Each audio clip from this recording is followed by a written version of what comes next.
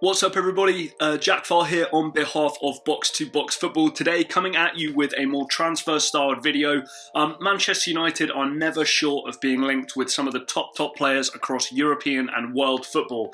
Names this summer like Erling Haaland, Harry Kane, Jadon Sancho again, Declan Rice, a new centre-back and potentially a new goalkeeper. What we're going to look at today is a list of players whose contracts may not be extended, potentially maybe some money sold if some of these players are sold as well, and also making room in the wage for some of these players who are going to come in and ask for a lot of money. So we'll start first off in the goalkeeper position. Now this could be a really historic summer for Manchester United in the goalkeeper position, with as many as 4 potential first team goalkeepers, with people coming back from loan and whatnot leaving the club. Now I'm not going to go into detail on each goalkeeper, but I do just want to give a list of names. So David De Gea, Sergio Romero, Joel Pereira, who I believe has been on loan somewhere, but I couldn't tell you where. Joel Pereira and, of course, Lee Grant. Now, Lee Grant, Joel Pereira and Sergio Romero, all of their contracts are actually coming to an end in 2021 with no, I think, hopes for any of those players to extend their deals at all. So pretty easy for them to leave the club. Sergio Romero in particular, if he can find the right fit for a club, that would be a real steal for them. And David De Gea is the next big one. Now, I think Manchester United, with their contract that they did give to Dean Henderson, they do hope that he can be the future, and there have actually been rumours linking Dean Henderson with a move away. But for me personally, I feel as though Manchester United will potentially stick with Dean Henderson, and somebody like David De Gea, there have been links with Paris Saint-Germain, he could well be sold to potentially make some room in the wage budget and the transfer budget for some of these big names. Moving on to defenders. Next up is Diogo Dalot. Yeah, Diogo Dalot, when signed by Jose Mourinho, was given effusive praise for the Portuguese kid, one of the best young fullbacks Jose Mourinho has ever seen play, according to him. Came to Manchester United, did not do a great deal, has gone to AC Milan over this past season, and I don't think has impressed too many people in Serie A there. So it's not going to surprise me too much if he is on the chopping block, if he's not accepting a backup position for Aaron Wan-Bissaka. Next up, centre-back, Eric Bailly, a very popular man in the Manchester United dressing room, but with his contract coming to an end in 2022, that would mean that this summer he would either need to sign a new long-term deal or potentially be sold. Now, supposedly, if rumours are to be believed, he has asked to be sold so that he can potentially pursue a career elsewhere. I don't think Manchester United feel comfortable giving him a lot of money with his injury history and not being available too often. Next is Axel Tuanzebe. Axel Tuanzebe, similar to Eric Bailly, his contract does run out and expire in 2022. He's 23 years old.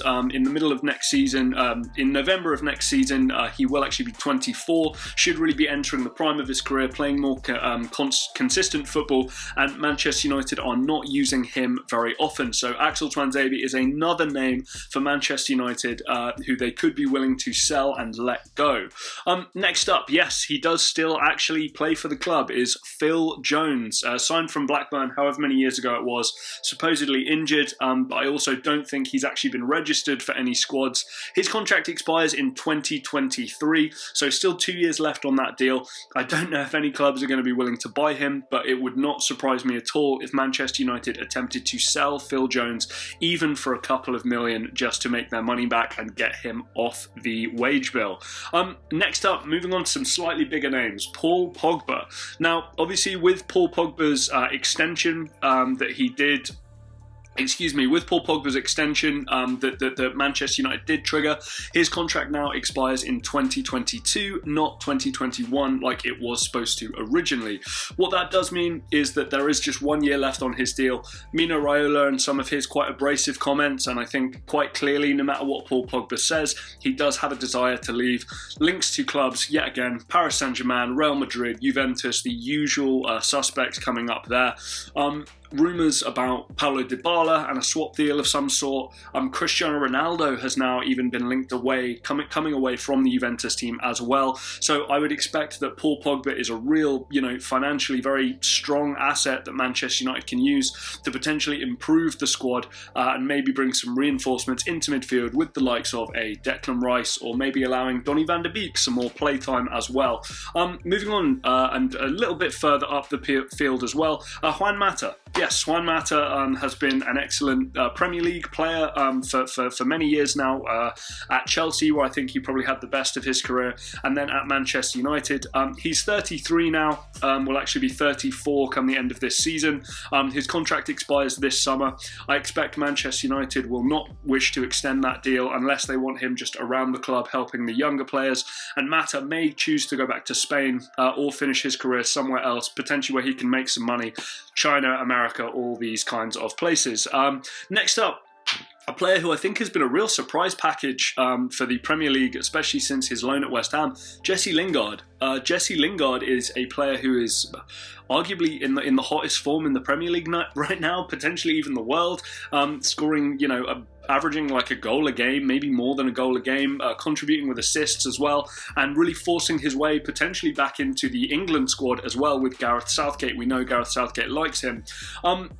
Whether it's a team like West Ham who want to purchase Lingard and his market value will just be absolutely skyrocketing at this point, or any other team who's seen his performances for West Ham and want to take advantage of the fact he has 1 year left on his deal, Jesse Lingard is a player. If Solskjaer doesn't wish to use them, you can sell him and then allow a bit more space and a bit more money to fund a move for somebody like a Jadon Sancho in that right wing position.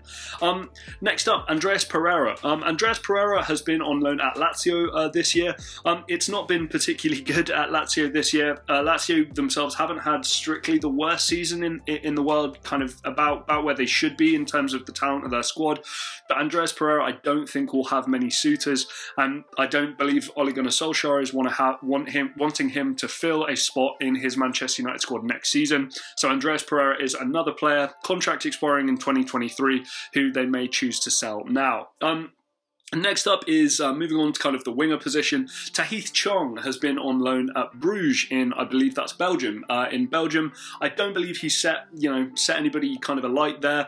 There was a chance that he was potentially going to be a winger for this Manchester United team as he was coming through the academy and had some buzz and had some excitement, but it certainly, to me, does not seem like that's going to come through.